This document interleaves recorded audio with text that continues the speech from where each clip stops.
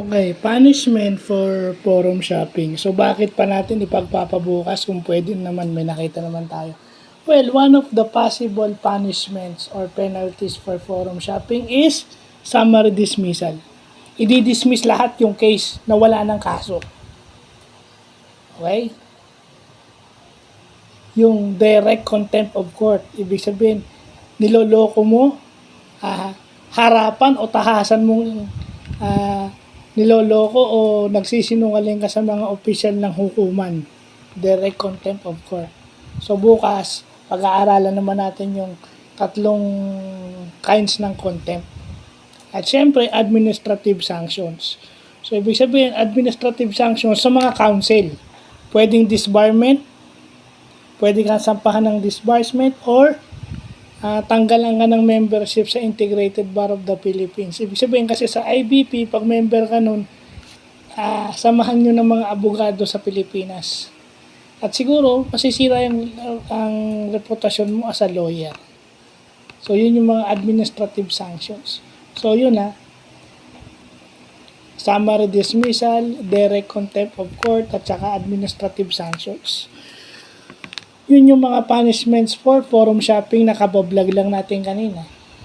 Kasi may kaso, na desisyonan ka na sa korte, sa isang korte, magpa-file ka na naman dito sa kabila.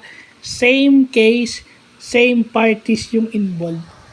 So that is forum shopping. So automatic i-dismiss na lang yun. So ganun yung lumalabas. Diba? I mean, ito yung mga kaalaman sa batas na kailangan, yun yung basic sa ating mga tao. Kasi automatic yun, pag nagkano ka, ide-demanda kita, sasampahan kita ng kaso sa korte.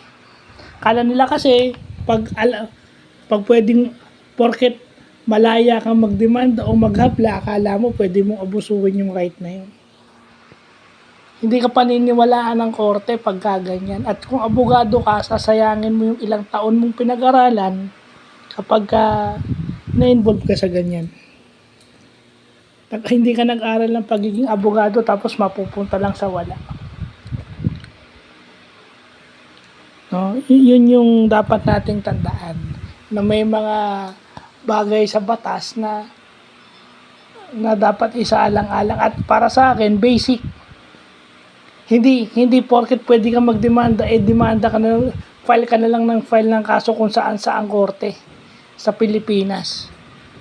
File sa Court of Appeals o sa Supreme Court, ganyan i-dismiss lang yan.